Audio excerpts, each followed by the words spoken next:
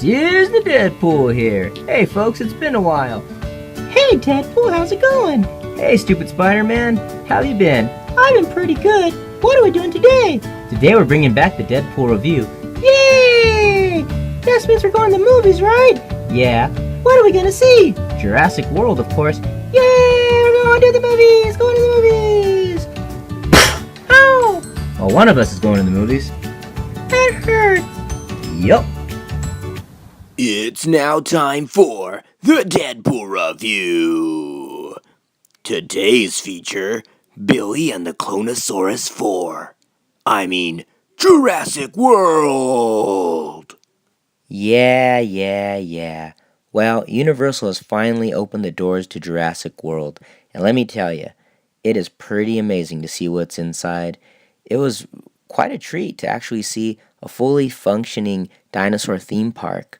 But although Jurassic World is pretty amazing, it's just not that memorable, to be honest. I feel like Jurassic World relies too heavily on our nostalgia for Jurassic Park. There's a lot of similarities, but not just similarities, full on, recreating moments we've already seen before. And there's a lot of that going on too, such as the children stuck in a vehicle, trapped under the glass, the running of the Gallimimus, and of course, the children seeking the comfort and safety of an adult as they seek shelter. And who could forget that smug jerk who created all the dinosaurs in the first place? Remember him in the first movie when Grant asked, "What kind of species of dinosaur is this?" And he's like, Velociraptor, hello, as if everybody knows what a velociraptor is. But let's face it, none of us even knew what a velociraptor was before 1992. Now, the velociraptors do play a very important role in this movie, and I did think it was a pretty interesting take that they put Chris Pratt in with a pack of them as the alpha, and they would all respond to him and obey his commands. That was very cool and a nice new, way to portray these beasts. Granted, they are wild and whatnot, so he still faced challenges in keeping them under control from time to time. Now, as I mentioned before, I really enjoyed seeing the parts of the movie where we got to explore the theme park and all the attractions and rides and stuff like that. So, even seeing the new Indominus Rex and how watching the world had evolved and seeing that no one was really that impressed with dinosaurs anymore. They had to make new dinosaurs to keep people interested.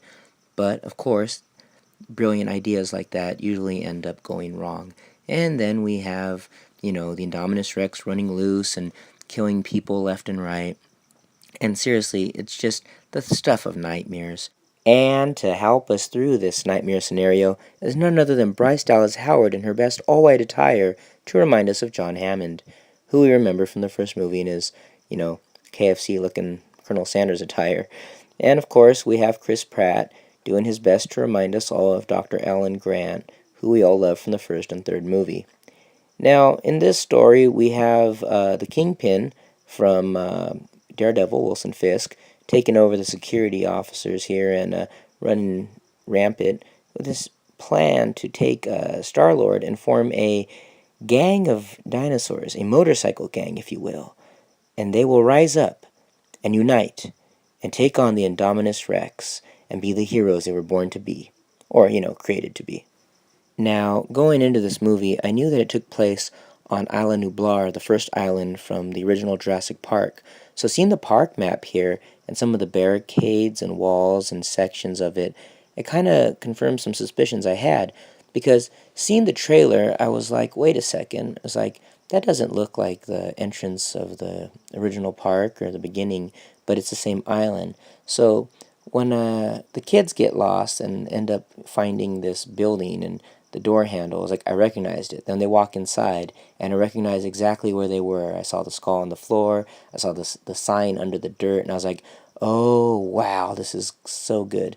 And it got really exciting, and it was a really good use of combining the two movies. And you know what? It was nice to see what exactly was going on the other side of the island. It was as if everything that was still is in its own way. Like Dr. Ian Malcolm said, life finds a way. And apparently it did. and it kept on existing in its own little area. And who knows, maybe in a worst case scenario, one could call upon what was left behind there to come and help in a time of need. Maybe. Who knows? I do think it would be great to go back to the island one more time for a fifth installment. I mean, personally, I'd like to see more of what was left behind on that island, and maybe even retrieve something that was admired and beloved by all.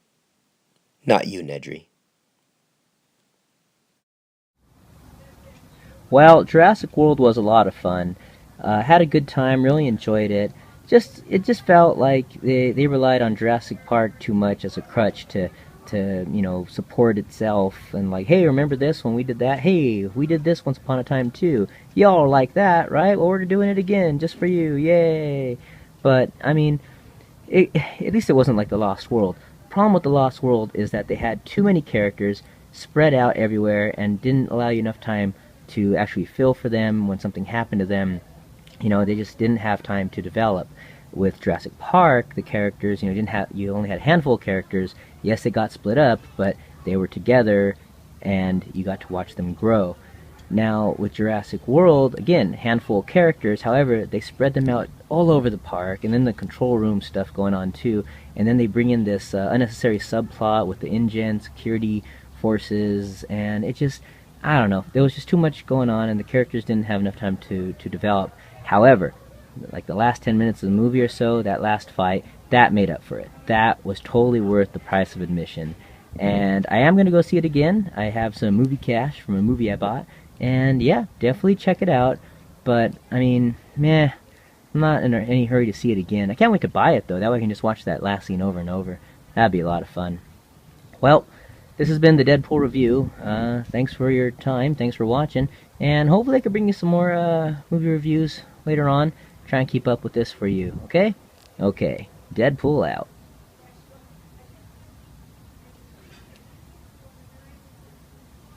You're still recording, aren't you? Alright.